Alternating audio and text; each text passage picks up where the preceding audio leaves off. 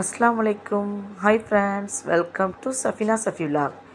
இன்றைக்கி ஒரு சூப்பரான வெயிலுக்கு ஏற்ற மாதிரி தண்ணி சத்து ரொம்பவே ஜாஸ்தியாக இருக்கிற வெள்ளரிப்பழ ஜூஸ் தான் பார்க்க போகிறோம். அதுக்கு முன்னாடி நம்ம சேனலை இப்போ தான் ஃபஸ்ட் டைம் பார்க்குறீங்கன்னா மறக்காமல் சப்ஸ்கிரைப் பண்ணிக்கோங்க. பக்கத்தில் இருக்கிற பெல்லைக்கானே கிளிக் பண்ணிக்கோங்க. அப்போ தான் நான் போடுற வீடியோ உடனே பார்க்க முடியும். வாங்க வீடியோக்குள்ளே போகலாம். இந்த பழம் சாப்பிட்றதுக்கு ஒரு வருஷம் வெயிட் பண்ணி தான் சாப்பிட்ணும்.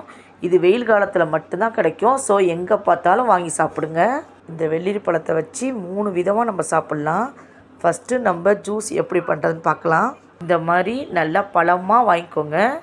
ஃபஸ்ட்டு சீட்ஸ் எல்லாத்தையும் எடுத்துக்கலாம். சீட்ஸ் எல்லாத்தையும் எடுத்துட்டு அதுக்கு பிறகு தோல் எடுத்துக்கலாம். வெள்ளரி பழத்தோட தோல் ஈஸியாக நம்ம கையாலே எடுத்துடலாம்.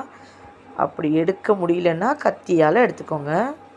வாரத்தில் 2 தடவையாவது இந்த ஜூஸ் குடிங்க. உடம்புக்கு ரொம்ப நல்லது.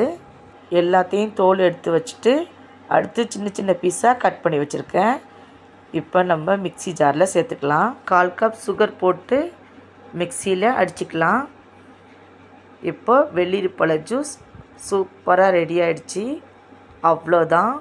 ஒரு கிளாஸ் எடுத்து ஐஸ் க்யூப் போட்டு நம்ம ஜூஸை ஊற்றிக்கலாம். இதே மாதிரி ட்ரை பண்ணி பாருங்கள். உடம்பு ரொம்ப குளிர்ச்சியாக இருக்கும். தண்ணி சத்து ரொம்பவே இருக்கிறதுனால இந்த வெயில் காலத்தில் தாகம் எடுக்கிறது கம்மியாகும். வெள்ளரி பழம் சின்ன பீஸாக கொஞ்சம் கட் பண்ணி வச்சுருக்கேன். அதை மேலே போட்டுக்கலாம். அவ்வளோதான், வெள்ளரி பழ ஜூஸ் ரெடி ஆகிடுச்சு. வெள்ளரி பழத்தை ஜூஸ் போடாமல் எப்படி சாப்பிட்ணுன்னு பார்க்கலாம். இந்த மாதிரி சின்ன பீஸாக கட் பண்ணி வச்சுருக்கேன்.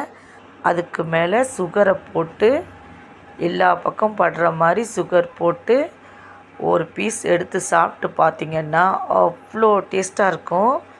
அடுத்து 3ஆவதாக இந்த மாதிரியும் சாப்பிட்லாம்.